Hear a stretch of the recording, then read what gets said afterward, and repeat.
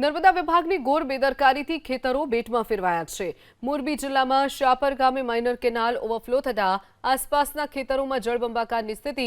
Canal overflow થતા ખેતરોમાં વાવેતર કરેલ પાક પાણીમાં ગરકાવ થયો છે। ખેડૂતોનો આરોપ છે કે માઇનર કેનાલની યોગ્ય સફાઈ કર્યા વગર જ પાણી છોડવામાં આવે છે। કેનાલ ઓવરફ્લો થતા ખેડૂતોનો એવો પણ આરોપ છે કે આ અંગે જાણ કરવા છતાં પણ ફોન કર્યો તો અધિકારીઓ ફોન ઉપાડવાની તસદીજ ન લીધી। અધિકારીઓના આ જ વર્તનથી ખેડૂતોમાં પણ રોષ છે।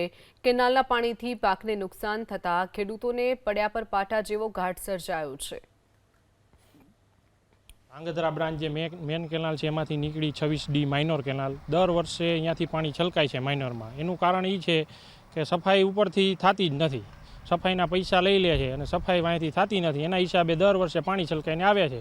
અહીંયાથી થઈ આ સીધું જસમતગઢ ગામમાં જાય છે। ગામમાં પણ અત્યારે હાલવાનો માર્ગ નથી। તમે જોઈ શકો છો બાજુના માર્ગમાં અમારા ખેતરના માર્ગ આવવાનો એમાંય અમે આવી શકતા નથી। ફૂલ ભયંકર દર વર્ષનો આ પ્રોબ્લેમ છે। મારે 20 વીઘાનું મેં વાવેતર કરેલું છે। 10 વીઘાનું જીરું છે, 10 વીઘાનું લણ છે। માઇનર કેનાલમાંથી પાણી ખેતરમાં આવી ગયું છે અને નુકસાની બહુ મોટી થઈ છે। અને કેનાલ સાફ કરવાનું ઉપરથી મંજૂર થાય છે પણ કાગળ ઉપર થાય છે, સાફ કરતા નથી। દર વર્ષની પોઝિશન આ છે અને સાહેબોને ખબર નથી કેનાલને માઇનર ક્યાં છે।